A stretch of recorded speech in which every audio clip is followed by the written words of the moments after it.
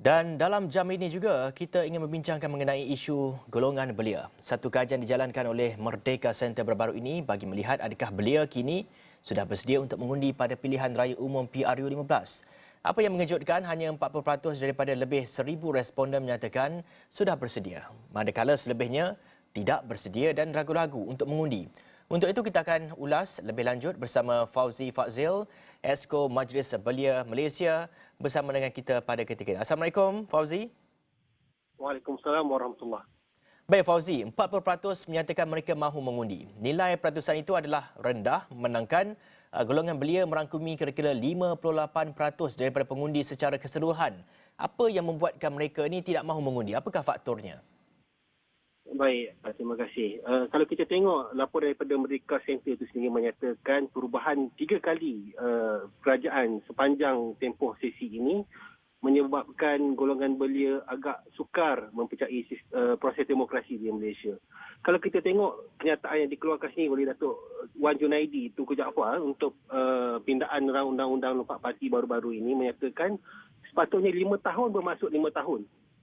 Pemerintahan sesebuah kerajaan itu kalau kata siapa saja dipilih sepatutnya dia menghabiskan penggal itu. Dan ini amalan biasa kalau kita tengok di UK, apabila Konservatif Parti memenangi pilihan raya di sana, perubahan kerajaan Perdana Menteri tidak menukar parti yang memerintah.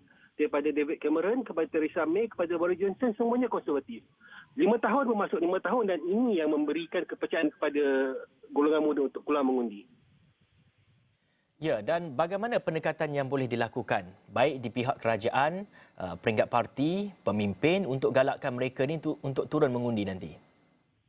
Kalau kita tengok dapatan yang dikeluarkan oleh Merdeka Center itu adalah sebelum pindaan pengubalan Akta Anti Lompat Parti, ya.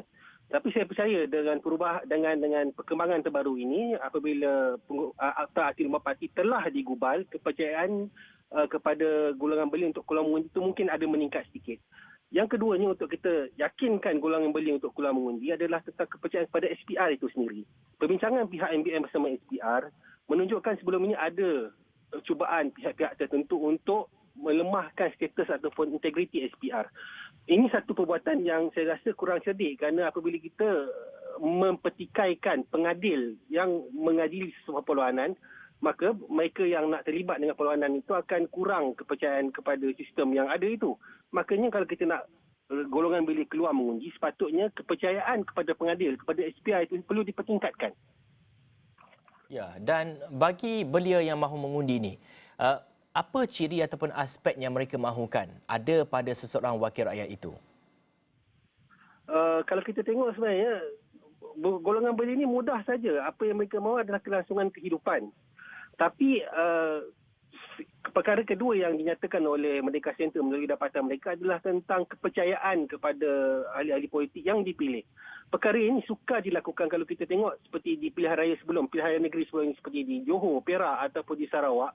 SOP yang dilakukan menyukarkan golongan-golongan pengundi, terutamanya belia, untuk mengenali wakil-wakil yang mereka pilih, kerana tak boleh berkempen secara langsung.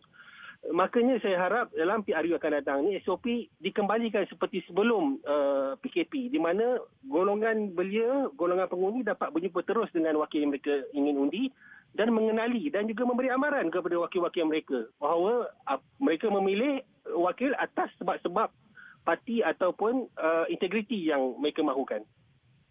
Kita dah lihat tadi kepada peratusan 58% jumlah pengundi tadi. Dan adakah sebenarnya belia ini perlu diberi ruang dan juga peluang ke depan, iaitu membarisi kepimpinan parti serta menjadi calon pada PRU ke-15 nanti? Baik, perbincangan tentang golongan belia untuk menjadi wakil wakil rakyat ini dah kita lakukan sejak tahun 2015 lagi. Perbincangan secara matang sekarang kita mahukan golongan belia ke depan, dan alhamdulillah kita tengok dalam PRN Johor di mana Barisan Nasional menggariskan hampir 40% golongan muda. Tapi membariskan golongan muda tanpa mereka yang ada kredibiliti dan kelayakan adalah satu perbuatan yang kurang cerdik. Kita mahukan golongan belia yang diketengahkan itu benar-benar teruji dan ada pengalaman mentadbir. Walaupun pihak Barisan Sipil Malaysia kita menggalakkan supaya parti-parti politik memberi peluang kepada golongan muda, tetapi golongan muda dalam parti itu sendiri perlu mempersiapkan diri mereka dan juga ada pengalaman itu. Kita tak nak mahu golongan belia yang diletakkan atas sebab kota semata-mata. Tapi perlu ada kelaikan juga.